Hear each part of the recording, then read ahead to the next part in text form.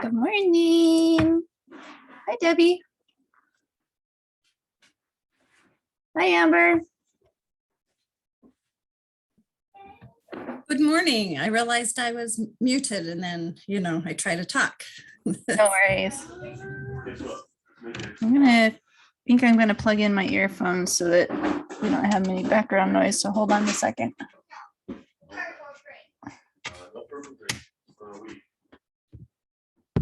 All right, can you steer? Hold on. Can you hear me? Yes. I switched to this guy. Whoa. Whoops.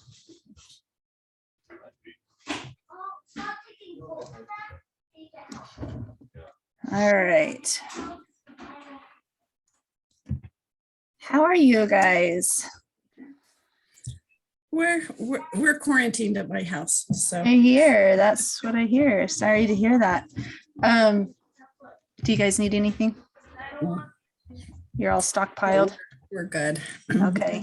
We have some boys that live fairly close that could bring us something if we need. So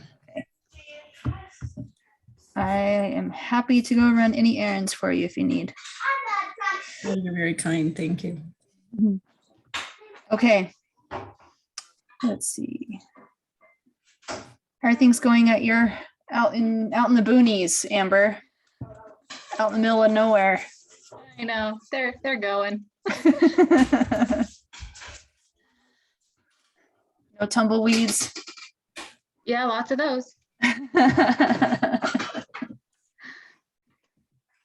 They seem to stick around forever. Yeah, they do. I used to think of them only, just in the fall when things dry, but it's like, no, they just are there for All the time. Yep. Let's see. Nope, I am not speaking through that here. Okay, do you prefer this microphone or do you prefer this one? Is this one better than the other one? I don't notice the huge microphone. difference. This is my headphone microphone. I don't notice a big difference. Do you, Amber? I do not. This is the headphone microphone. This is my fancy dancy microphone that I got. That's like super big and bulky. No difference. I think you can. Okay. It doesn't make a. What if huge I'm closer difference. to it? Does that make a difference if I sit closer to it? Here's the fancy microphone. And here's the regular headphones. It's about the same. It's about the same, huh? Are you saying I didn't have to spend all that money on this thing? Okay. All right. Well, let's get to your questions. I actually do kind of want to address some of the questions that you posted, Debbie. And then if any of you, if Amber has any follow-up questions, that'd be fine. Is that Abe or is that Lunar squeaking? Yeah, it's Lunar. That's awesome. I love it. I love it when I hear squeaks in the background. I'm like, oh, it's one of my babies playing with their toys. Oh, and I had to show you, this is kind of cool. I found this just this morning as I was playing around. Let's see. What if we do... Look at this. Let me know if this is fun. I don't even know what this looks like. Can you see us sitting on the change the background? That's really funny. I think if you sit more center, Debbie, it might take out the rest of the background and it'll cut your profile out. I'm at a different computer and the webcam. The webcam is weird. Okay, never mind. All right, we'll go back. I just thought it was funny. I was like, oh, that's kind of cute. They have a bunch of different backgrounds. There's like a classroom and a lecture hall, and a couple of other things too. So anyway, I thought that was funny. They All are right, fun. on to the question. Because you can put sunglasses on yourself, a mustache, all kinds of.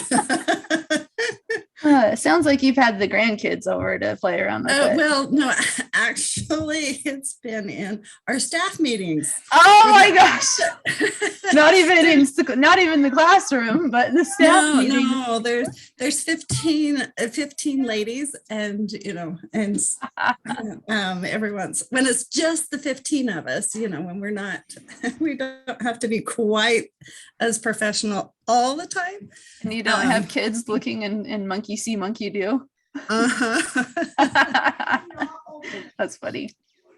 Okay, well, go ahead and shoot, Debbie. You've got your question. Why don't you share it with us so that Amber can know what the question is, as well as anybody who's going to watch the replay later. Okay. So my question is, right. Oh, you muted yourself. Nope, Sorry. There we go. I swiped my hand across the keyboard and muted. Sorry. With all of the illness that's going around right now, it's like, Yes. how do we keep our dogs healthy? And do you have tips for when families are in quarantine? How do you survive quarantine when you can't go out and enjoy yourself and your dog is going bonkers? Or you don't feel well enough to take care of them? Yes. Well, I will tell you my own experience when we had COVID back in August. It wiped me out for 3 whole days. I was like literally bedridden. I did not want to get out of bed except to, go use the facilities. I didn't even want to eat. So what I did, fortunately, not all of us were sick at the same time. So I had some help, and fortunately I have really awesome kids who know how to take care of dogs. And I want to say that we even had a dog or two that were staying with us at the time that were not ours.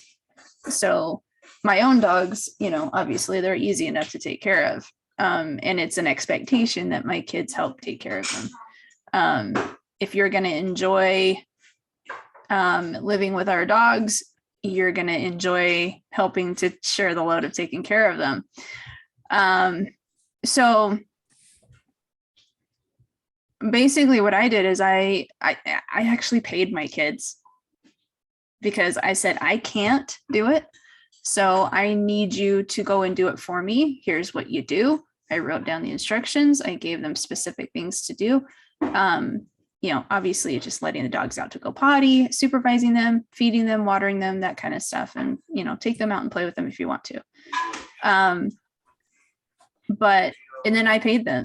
So, it might be a matter of, while you are in quarantine, just so you know, dogs can't transfer COVID or any other illness. So what you could do is potentially hire the next door neighbor's kids, if they're okay with it.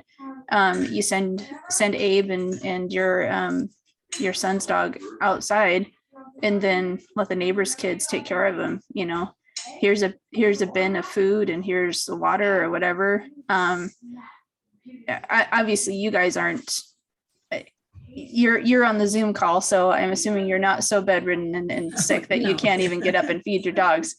So No, I was really sick the first 2 weeks of January. It wasn't COVID, but it wiped me out for almost 3 weeks. Whatever's going around, it's not, of it's not even COVID. Yeah, there's just so much stuff going around. And fortunately, my husband and I do have my son and stuff here. Yeah. So we're kind of taking care of things. But Abe seems to like to climb up and cuddle with whoever is sick.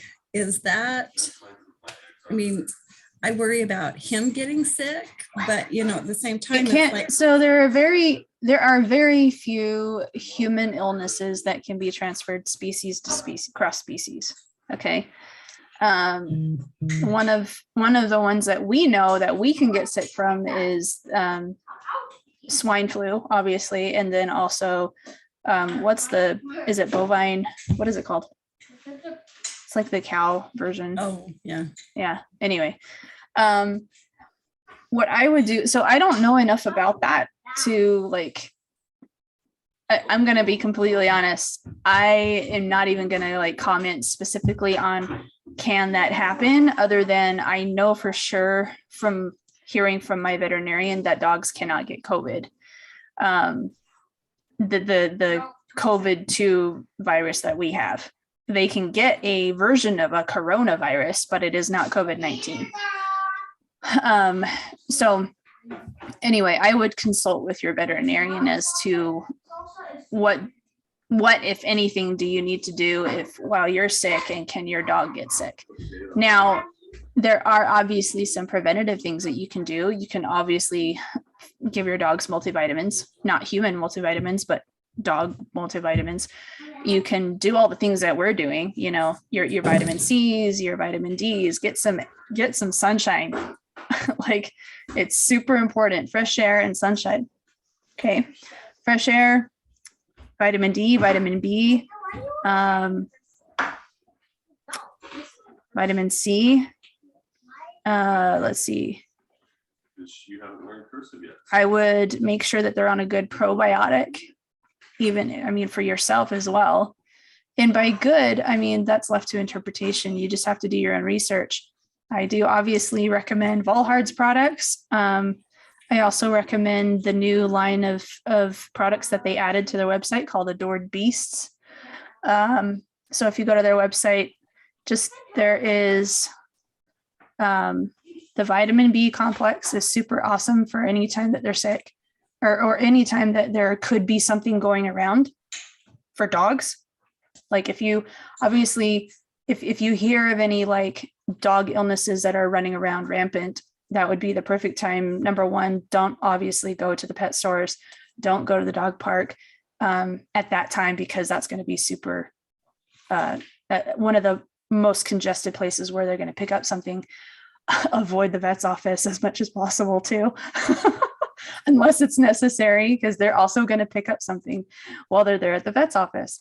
Now, other places that you rarely see a dog, like like the hardware stores and that kind of stuff, that would be fine.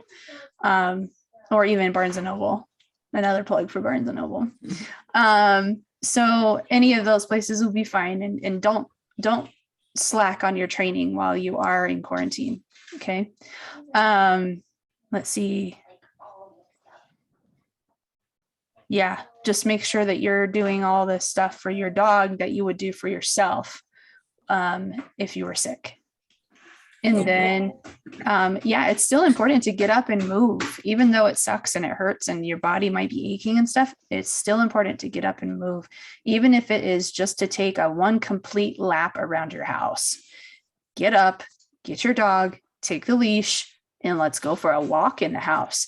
So, Debbie, I'm not sure how your house is laid out, but Amber, you've got lots of stairs. Use it to your advantage. Get up and move your joints, move your hips and your back and your shoulders and everything. Get your heart rate up a little bit, right? Stairs are really awesome for that. So get your heart rate up, the dog's heart rate up. You want to get things moving and pumping. Okay. You want them to start. What is this? You want the kids to get, or not kids, the dogs, that you want them to start panting a little bit. Okay.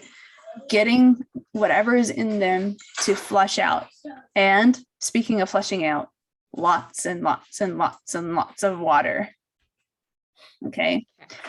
So for dogs, you might need to incentivize them to drink water. Okay. So there are some things that you can do.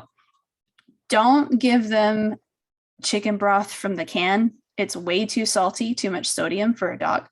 But you can boil some chicken and save that broth that you've just boiled, and then add a couple of like teaspoons just to flavor the water. Okay.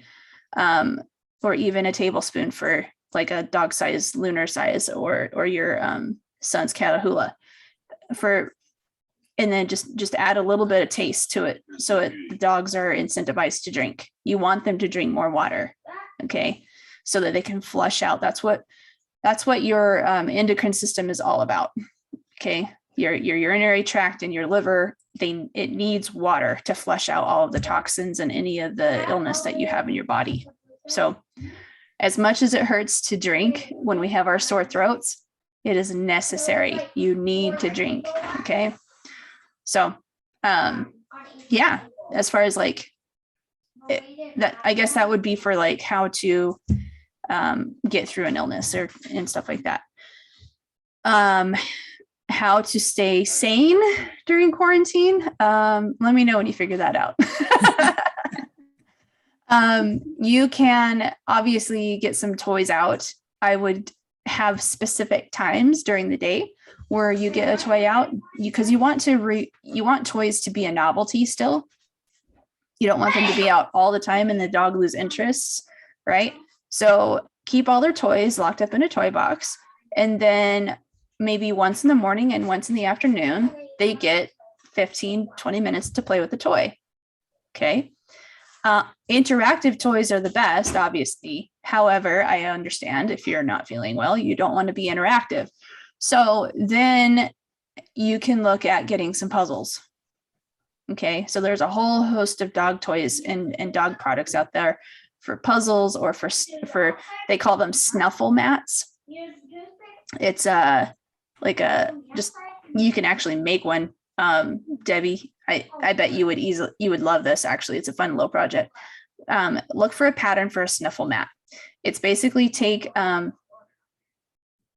fleece and cut strips and then tie it to a mat. And then you make it so that, I don't know. Let me see if I can find a picture. I've seen. Have you seen those? I have. Snuffle mat. Yeah, it would be really a fun project to do, actually. Let's see if I can share this. Snuffle mats. So yeah, just something fun like this. So you can make it yourself, or you can, so here's the base with the little circles here, and you just take the fleece and you tie the knots on it. But anyway, snuffle mats are awesome because then you can take their food or any treats, anything that they want, and hide it in them. Okay. And then that just gives them something to do to exercise their brain. Okay. What else? Obviously puzzles, dog puzzles, puzzle toys. I mean, obviously you've got your feeders, your bowls and stuff like that have the weird shapes and stuff like that. And then you've got all these fun little things where they have to like move pieces, and it like almost like, yeah, something like this, where they have to play around with it. You can even make your own. Look at this. This is a muffin tin, and they've put tennis balls in it, and they hide the treats underneath the tennis balls. So the dog has to figure out how to get the food underneath the tennis balls. Okay. Something ridiculously simple like that. Now, obviously, this is more brain work. You want to be able to also do physical work. So that's where I mentioned get up, as much as it sucks, go get your leash, get up and walk around the house, go up and down the stairs a couple of times, get a favorite toy and throw the ball downstairs and let the dog chase the ball and bring it back up the stairs to you. Or vice versa. You'd be at the bottom of the stairs, you toss the ball up and the dog has to go up and back down. Okay. Or you can tag team. If your dog doesn't know how to fetch, play monkey in the middle. You throw the ball down to your spouse or child or whatever, and the kids can do this. One kid at the bottom of the stairs, one kid at the top of the stairs, throw the ball down, the dog chases it, throw the ball back up the stairs, the dog chases it. This is just to get the dog exercise. And I tell you what, stair climbing, it'll tire you out really quick. Okay. Do that about 10-15 minutes and they're wiped out. Okay. Get their blood pumping, get them panting, and then get them a big drink of water, take them outside to potty, get some fresh air, make sure that you're getting your vitamins and minerals and everything, and then go and crash. Does that help? It's okay if they cuddle and snuggle up to us when we're not feeling well? And oh yeah, that's why you have a dog. Okay. Well, Yeah. that's what I just want to, because I've heard so many things recently about, you're not well, don't, stay away from pets and animals. And so, Yeah, I would talk to your vet about that. Who do you go to? Who's your veterinarian? Is it Park or Dr. Bott? the other guy. he hasn't seen Dr. Bott, but his name Mountain West. Okay. He's over at Dr. Bott's office. Yeah. Okay. Yeah. So I would just talk to them and say, hey, this is what we got going on. We're not exactly sure. It's not COVID, but is it possible can we still snuggle with him? I mean, obviously he's living with you. He's still going to pick it up wherever he's at. It doesn't matter how close you are to him. If you have the same furnace, you're breathing the same air, he's probably already picked it up if it was. And if it's not affecting him, then it's not affecting him. Okay. It's a different virus. So, yeah, if we had to quarantine from our dogs because of COVID, there would be an uproar. Can you imagine, Amber? Whew. Nope. Yeah, right. So anyway, no, I am not quarantining from my dogs. Where would I send them? Where would everyone send their dogs? Right. I mean, this is a statistic that is still going on. 5 million dogs a year are being put down. Homeless dogs, the ones that have been surrendered to the shelters. Okay.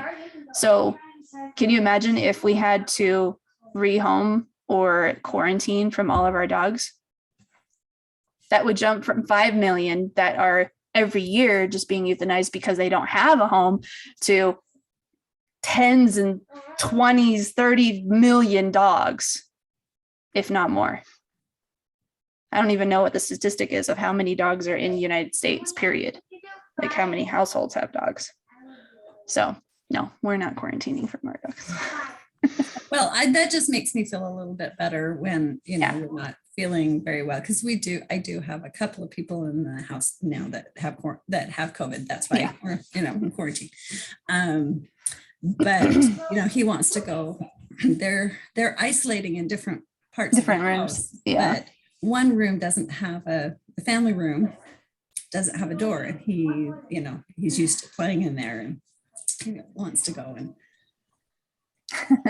so I just have worried a little bit about. The only thing that I would, and I know I mentioned this earlier, the only thing that you might want to be aware of is that if he takes a toy in there and he snuggles with them and that toy gets contaminated and then he brings it back into another part of the house. If you're trying to quarantine from each other in the house, that could potentially be a problem. Or if, like, say for instance, he's wearing a bandana or, anything like one of his little jackets or something like that, if he's wearing any clothes, because obviously our clothing can transfer stuff. Now, from what I have read, I'm just going to put my own, limitations on what I know, but from what I have read and what I know is that COVID is airborne. It doesn't transfer on clothing. That doesn't mean that other illnesses don't. Okay. COVID is airborne. It is not even saliva. Like, it doesn't transfer by saliva from what I've understood. So, simply by being in the same house, sharing the same furnace, HVAC system. Anyway, I won't go into details about it too much because I don't know. So, okay. Any other questions or follow up to that? So, Volhard has a probiotic now, or maybe they always have, but so they have a good probiotic. Let me pull it up for you. So if you go to their website under all nutritional supplements, actually, here we go. We'll do probiotics. Here, I'll share the screen so you can see what I'm doing. So that when you go back, you can, so under shop, and then it'll pull up this menu, and then It's under nutritional supplements, probiotics. Okay. So just so you know, it doesn't say it on the packaging. It should, in my opinion, but it doesn't. You want to alternate your probiotics. Okay. So get, one time get the digestive enzymes, another time get Phytos Flora or something like that, and then alternate back and forth. Okay. I'm not sure.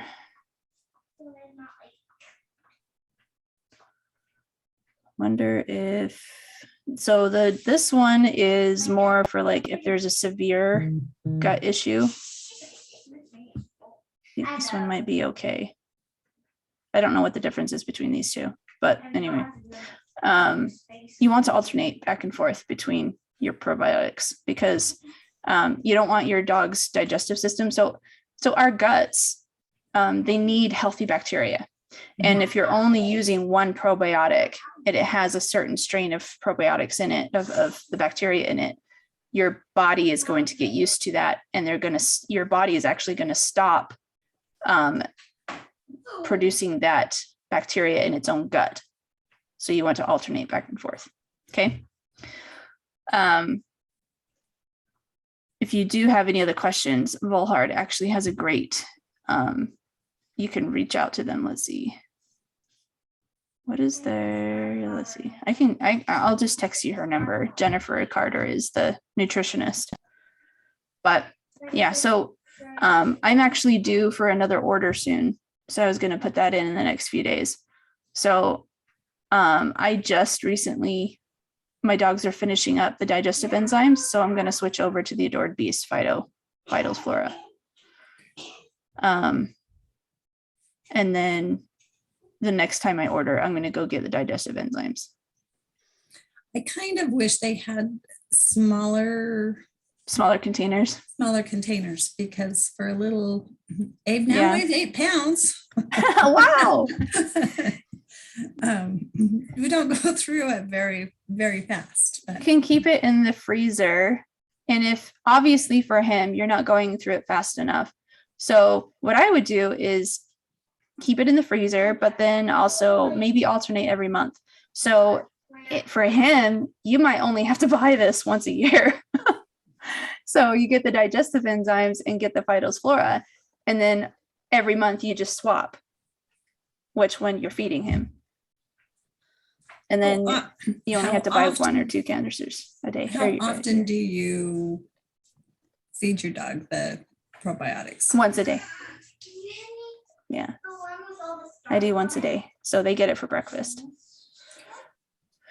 I would like to feed my dogs once a day. But I've realized that Bandit, he probably might be hypoglycemic. Because just he used to throw up quite regularly, just bile. It was just, he would come in from running around outside and he'd go get a nice big drink of water and he'd come in and he'd puke it all over the place. And it was like a daily occurrence. And I said, what the heck is going on? And it usually happened near the end of the day. I fed my dogs in the morning thinking, okay, they need all the calories in the morning. They don't need the calories at night. So I was feeding them once a day in the morning. They were doing just fine, except for Bandit. Bandit would be puking all of the water and the bile and stuff at night. And so then I said, okay, I wonder if he's like me and gets sick to his stomach when he doesn't actually eat very often or eat often enough. So he now gets like, a little bedtime snack, as it were. Okay. About 5 o'clock in the afternoon, I give him a little bedtime snack, and it's been, I haven't seen him throw up unless I forget to feed him. If I forget to feed him that night, or if we're out late and I don't feed them until later at like 7, then yeah, he does puke. And I'm like, that's probably it. He's hypoglycemic. He needs to have his food. So anyway, now I feed and just because I have to feed him dinner, I figured, oh, well, I'll feed Chico and Spooky dinner too. So I just split their meal up. So they're all three fed twice a day. But That's fun. Spooky gets the majority of her food, but Spooky and Bandit get the majority of their calories in the morning. And then they get like a little bedtime snack when they go to bed, just before bed. So With the vitamin B and I'm trying to remember what the other endurance. endurance. Do you feed those once a With day, twice? Yeah, once a day. Just once a day. Yep. I feed it with their main meal. Ketchup. Amber, do you have any questions? Anything about dogs? Doesn't have to be Lunar specifically. Oh, no, I was just kind of curious about the whole, I guess, vitamin supplement thing, because I didn't really know much about that. I hadn't really thought Perfect. about dogs needing that, because I just assumed their food had it. Most of the dog food claims to have it. But I want you to think about this. So I'll touch on this a little bit. And then I actually wanted to bring up, Debbie, you asked me about dog behavior. That would be a really fun one to do. I'll bring up some videos and we can analyze those. So to answer your question, Amber, dog food in a, that's made in the package bag and the processed bag, it claims to have all the essential vitamins and all that stuff. Well, that bag of dog food is no different than a box of macaroni and cheese. Like any of the bags? Any of them, right? So any bag of food. So regardless of the price that you're paying, regardless of the ingredients that are in the bag even, okay, it's because most dog food, the way it's processed, is really okay. Here's an example for you. Okay, you've got Kraft macaroni and cheese. Like, we think it's the best, right? Because it's the original mac and cheese. And then you've got, Western Family over here, or whatever, what's Walmart's, Great value. Great value. Yeah, right. It's the same thing. But how much nutritional value is in that box of mac and cheese? Hi, Alyssa. I think you're muted, but you can unmute. There's so few of us. It's okay. But just think or even maybe it's a complete. Let's go to the freezer section and we're gonna go get one of those freezer meals. Okay. How nutritious is that prepackaged Stouffer's meal compared to if you were to make it yourself? Hi, Abe. and you don't have to answer. This is a rhetorical question, right? But this is the big debate right now with dog nutrition and what should we be feeding our dogs? I'm an advocate for feeding fresh and raw food, but I don't do it myself. So I'm going to advise you to, but I'm also not going to be push you to do it because I don't do it myself, and then I'd be a hypocrite, right? So the next best thing is to supplement your dog food. Okay, so yes, dog food is nutritionally complete. However, after the cooking process has gone through, this bag of dog food has now lost all of those vitamins and nutrients. Okay. So because of the heat, the excessive heat that they have to cook the dog food in and then process it and then package it and then put it on the shelf. Okay. A bag of dog food can last on the shelf for a year unopened. Okay. As soon as you open it, you have 3 to 6 weeks before it goes rancid and becomes oxidized. It's no different than your bag of chips, opening a bag of chips, right? How long does a bag of chips stay fresh after you've opened it? I don't know. Chips tend to go pretty quickly. Yes, So I don't know. exactly. Or popcorn, or cereal even, Yeah. or crackers, right? Okay. So it's just it's hard because you're like, oh, I've been you've been conditioned to want this, or to feed this to you. You've been commercialized and advertised to, saying all this dog food is great for your dog, but then you realize, oh, it's just a bunch of crap. It's literally cardboard in a box. Okay. So anyway, that's kind of my little rabbit hole spiel on dog food. So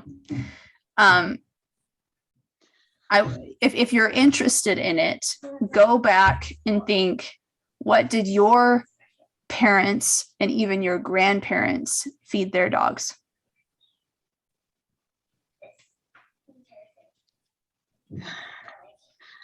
My dog growing up just got bags of dog food like we have now.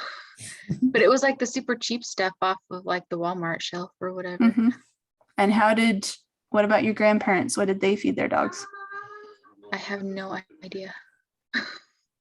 Right after World War II, dog food was commercialized, because World War II was like the big, huge, like revolutionary period where factories started pumping out stuff. Okay. And we realized, oh, it's a lot more convenient when you have prepackaged food, right? Mm-hmm. So prepackaged food that can last a long time on the shelf, right?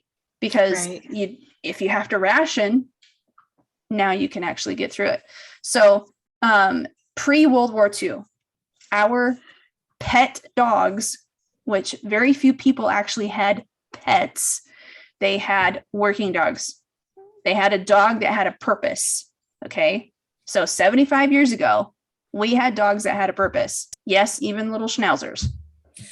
I just saw an AKC video on the history of schnauzers. Isn't it awesome? Really interesting. The mini schnauzers were bred to be mousers and terriers.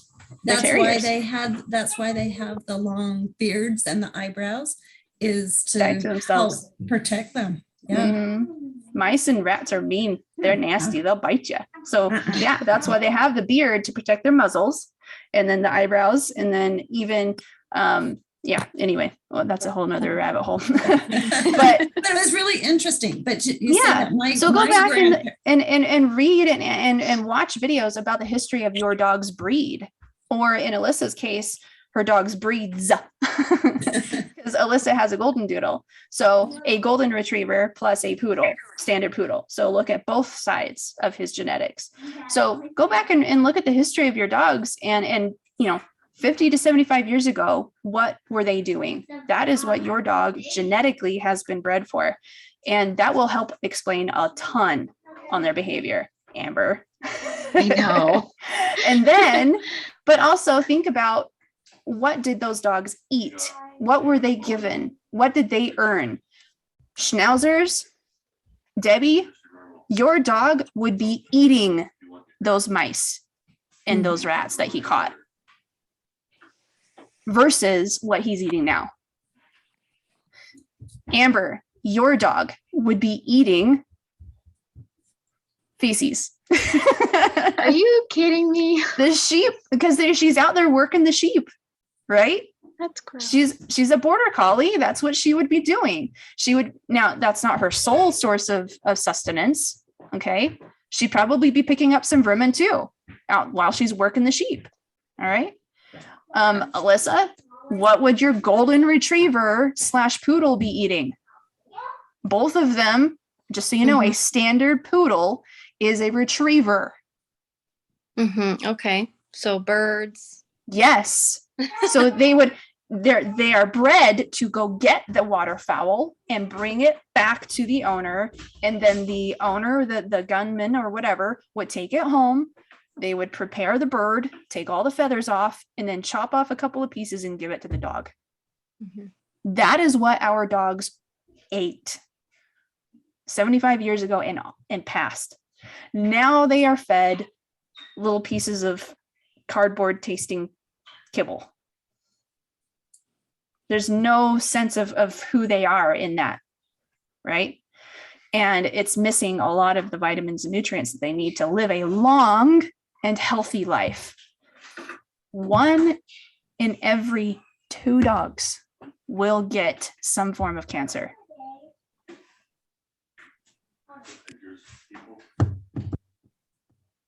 That's ridiculous. That is because of our diet, their diet. And yes, some environmental things.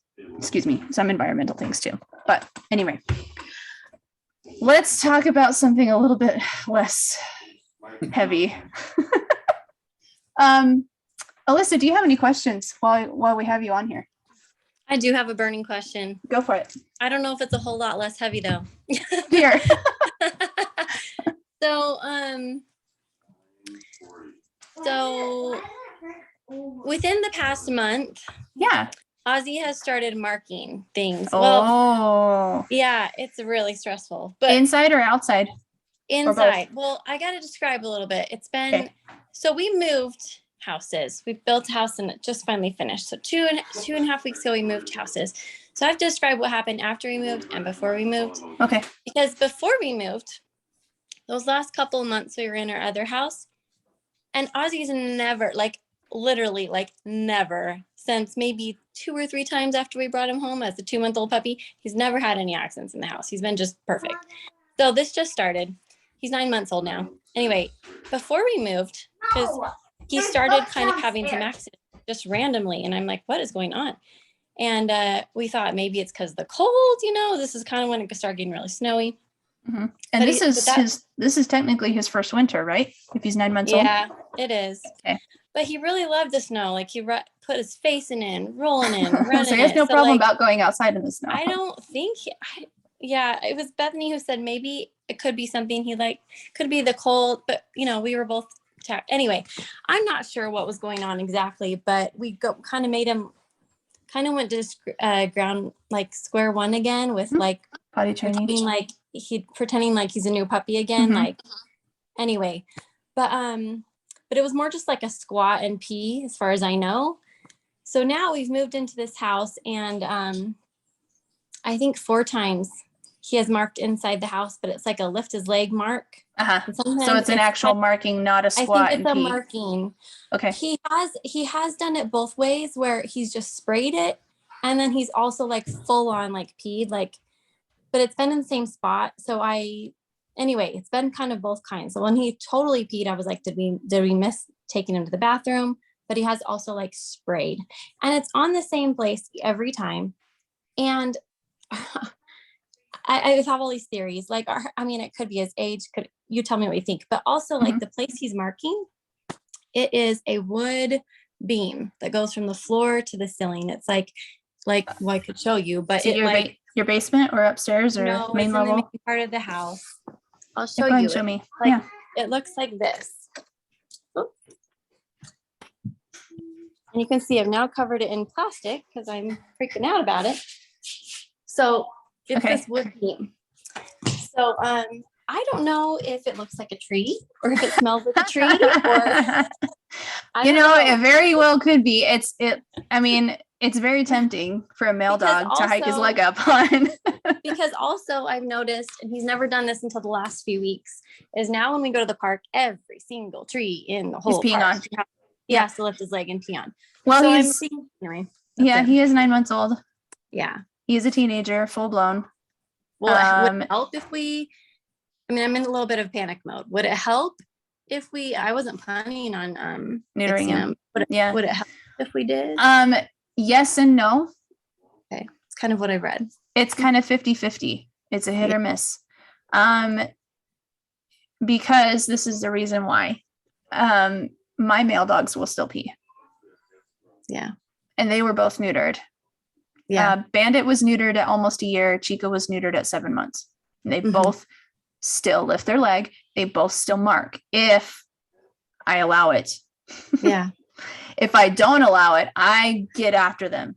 I say, don't you even think about it. Mm-hmm. So homework, Yeah. set up your cameras, Okay. do a FaceTime call. You know, you got iPhones, set up your phones, get a little tripod, let him wander the house. And you can even get something called,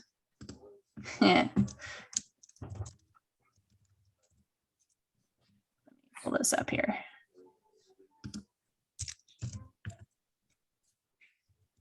called a scat mat. Hold on, let's see.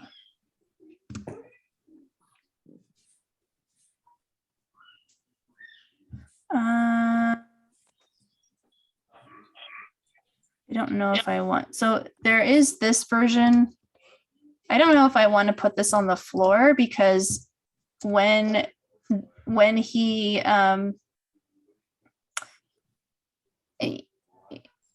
once it's removed, then he'll know it's no longer there.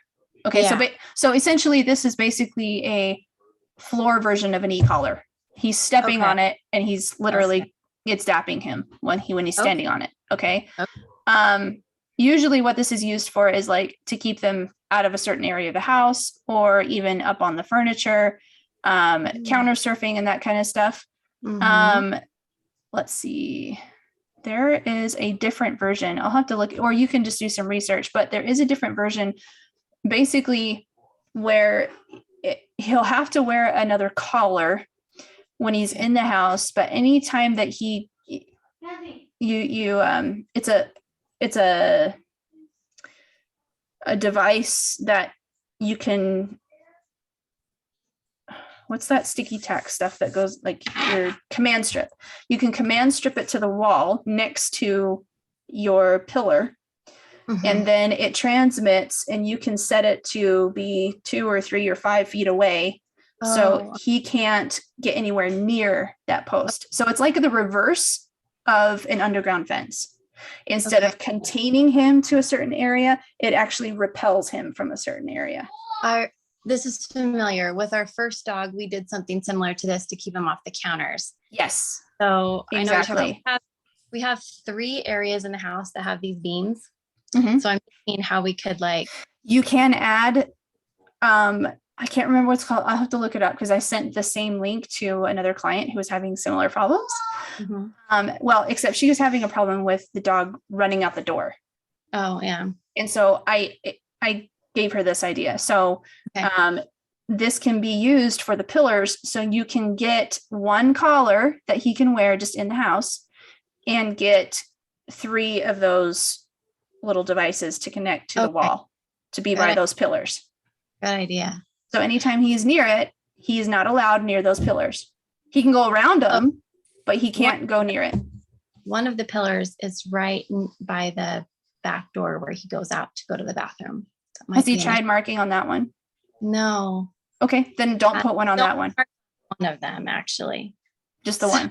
I've just been wondering. So I covered up with plastic because I was like, what do I do? You know? Yeah. I zapped him with the thing, you know. Yeah. That's another thing that you can do. So you don't even have to get this other device. So this is a really good idea though. But if you put your cameras up, if you do your FaceTime call, the only problem is you have to be vigilant. You have to be watching him. What do you mean FaceTime call? So set up one of your phones to be your camera. Okay. So set up one of your phones to be your camera and watching that pillar or wherever he's peeing. Okay. Yes. Yes. And then you have your remote on you, your e-collar. And then when he goes to lift his leg, if he's starting to get really interested in that pillar. Yeah. Before he even does it. Okay. I saw him this morning sniffing the ground over there and I was like, oh no. Yeah. And don't say anything. Okay. You want him to think it was the pillar. Oh, okay. Okay. Because if he doesn't think it's the pillar, guess what's going to happen? He knows it's going to be you. If you say something to him, you say, Ozzy, no, boom. Then he will only do it when you're not looking. Okay. I like this. I get it. Okay. You have to be a little sneaky with them because they're sneaky. Yeah. Dogs are super smart and super sneaky when they want Okay. something, and with him being hormonal right now, just so you know, Mhm. it is a phase. He'll grow out of it Mhm. as long as you Okay. maintain his training. Yeah. Right. Okay. If you want to get him fixed, that's totally your decision. But obviously my own personal feelings on it, I would rather you keep him intact. Just because I'm just yeah. like, oh my gosh, what do we do? Like, yeah, just because of the can't happen anymore. benefits of having all of his hormones for the rest of his life. Okay. Yeah. Okay. So anyway, that's just my feelings on Okay. the matter. But yeah, Okay. so look Thank up, you. do the FaceTime call thing if you think you can Mhm. catch him. If not, then you can try And one of maybe- these other things. And maybe even trying that just on the pillar that he's very interested in, Right. possibly. Right. Okay. Okay. Right. Thank you so much. Those are some really good ideas. I hadn't You're thought about. welcome. In the meantime, Yeah. do you have some what's it called? Nature's Miracle. Hey, hold on No, a what second. that? Micah, can you get the Nature's Miracle spray and bring it to me? Thank you. Keep them away from it or something, or No, it's an enzymatic cleaner. oh, so yeah, I've been concerned also what to do when it happened because it's like stained wood. Do you think you can use it on? Use the Yeah. sweetie. Mm-hmm. Nature's Miracle stain and odor remover. Okay. So the important thing is enzyme. Yeah. Okay. So don't use your regular standard cleaner. Okay. So if you have a dog that is routinely peeing in the house, you Mhm. have to use an enzyme Mhm. cleaner because what they're actually smelling, they don't smell the odor like we do. Yeah. Once you've cleaned it and the odor is gone, to us, we smell the ammonia from the urine. The dog smells the enzymes from the urine, and that's what they are continually marking because they're claiming it. That is his. He's saying, this is mine. Yeah. So this you spray it on and you leave it there. Oh, okay. Let it soak in there and get rid of all the enzymes. Then go get your what's it called? Old English, whatever, your polish, your wood stuff, Oh. your wood cleaner. Okay. And then go back over that and clean it with that. Okay. So anyway, just a little tip to. There's a little gap between the wood and the floor where I don't know, the home builder didn't so it went. So we were trying to get on, and now I'm like, I don't know if you can ever get. I don't know, and whatever, we're doing our best. Yeah. So what I would do if there's a gap between the floor and the pillar, I bet that's where a lot of his pee is getting caught under there. Yeah. Spray the dickens out of that and leave that there and let it and just let it. Okay. Okay. All right. Thank you. You're welcome. Debbie, let's do the dog behavior analysis next time. I think that would be fun. Yeah. So in the meantime, though, I wanted to share this. So this is the book that I recommended to you, Debbie. I've ordered it. It's coming today. Awesome. So if any of you are interested, this is actually a really fantastic book. It's huge. It's like a textbook. Okay. But it is chock full. It is basically a visual dictionary. Every page of dog behavior and dog body language. Okay. Of what our dogs are telling us. Okay. So it's a great, fantastic resource. I highly stress anyone who's interested in learning about dog behavior and dogs in general have it. It is required reading, in my opinion, for anyone who's a dog trainer or a canine professional of any kind, groomer, vet, whatever. Even just a regular old pet sitter or dog walker. Okay. Not necessarily required reading for an owner. It just depends on how much of a geek you want to be with dogs. But anyway, next Q&A, so it'll be in February, the fourth Saturday of February, I'll find some videos that I want to analyze, and I want you guys to tell me what you think is going on and what the dogs are actually communicating to each other. I think it'll be fun. Okay. Thank you. Thank All you. right. Well, you ladies have a lovely day. I got to head down to Fairview. I have a lesson out down there with the cute little Brittany Spaniel. Thanks again. You're welcome. Okay. Yes, thank you very much. Bye, Debbie. Bye, Alyssa. Bye, Bye. Amber. Bye. Talk to you guys later.